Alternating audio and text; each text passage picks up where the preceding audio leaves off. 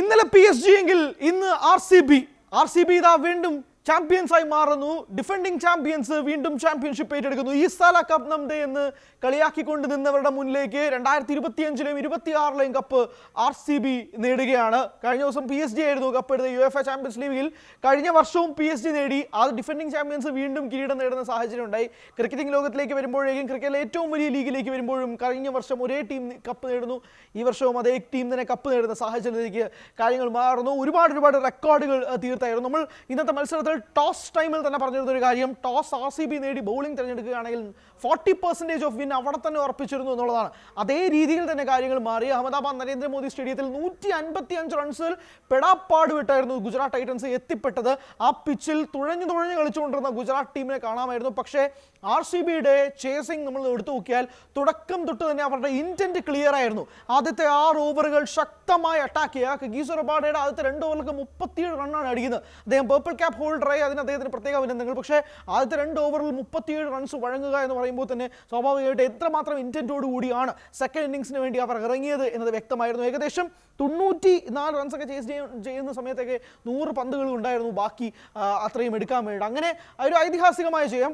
ഇതേ ടീമിനൊപ്പം RCB versus GT തന്നെയായിരുന്നു ക്വാളിഫയർ 1-ൽ കളിച്ച. അവിടെ 92 റൺസിനായിരുന്നു RCBയുടെ വലിയ ജയം നടന്നത്.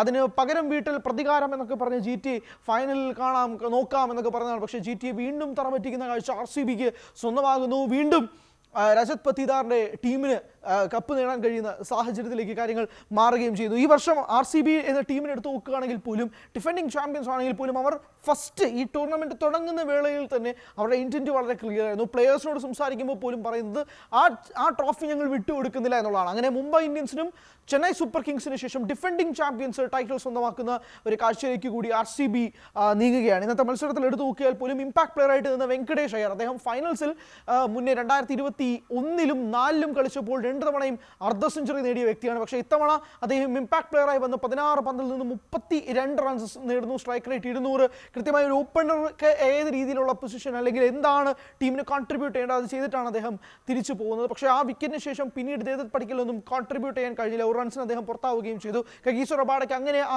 ദേവദത്ത് പടിക്കലിന് വിക്കറ്റ് കിട്ടിയതിന് ശേഷമാണ് അദ്ദേഹം പേർപ്പിൾ ക്യാപ്പ് ഹോൾഡർ ആവുന്നത്. അതുവരെ ഭുവനേശ്വർ കുമാറുമായിട്ട് ടൈലായിരുന്നു നിന്നത്. അങ്ങനെ ഓറഞ്ച് ക്യാപ്പ് വൈഭവ് സൂര്യവംശിയും പേർപ്പിൾ ക്യാപ്പ് കഗീസോ റബാഡയും സ്വന്തമാക്കുന്ന ഒരു കാഴ്ചയിലേക്ക് വരുന്നു. ആ ഒരു 15 വയസ്സുകാരൻ തീർക്കുന്ന റെക്കോർഡിനെ പറ്റി നമുക്ക് ഒരുപാട് സംസാരിക്കുന്നുണ്ട്. സ്വാഭാവികമായിട്ടും വരുന്ന ദിവസങ്ങളിൽ അദ്ദേഹത്തെ വീണ്ടും വാഴ്ത്തും. അദ്ദേഹം ഏത് രീതിയിലാണ് ഇന്ത്യൻ ടീമിലേക്ക് എപ്പോഴാണ് അദ്ദേഹം കയറി ചെല്ലാൻ പോകുന്നത് എന്നുള്ള ചിന്ത നിൽക്കുകയാണ്. ഇപ്പോൾ 15 വയസ്സും 65 ദിവസത്തിലാണ് വൈഭവ് സൂര്യവംശി നിൽക്കുന്നത്. പക്ഷേ എല്ലാം മാറ്റി നിർത്തിയാൽ പോലും RCB എന്ന ടീം അവർ ടേബിൾ ടോപ്പേഴ്സിൽ വരുന്നു, അല്ലെങ്കിൽ മുന്നിട്ട് നിൽക്കുന്നു. അതിനുശേഷം ക്വാളിഫയർ 1 വന്ന് അത് ഐതിഹാസികമായി ജയിക്കുന്നു. ഇതാ ഫൈനൽസും അതിഗംഭീരമായി ജയിച്ചു തീർക്കുന്നു. അങ്ങനെ പൂർണ്ണമായും ഈ സീസൺ മുഴുവൻ RCBയും പിള്ളേരും തൂക്കിയടിക്കുന്ന കാഴ്ച.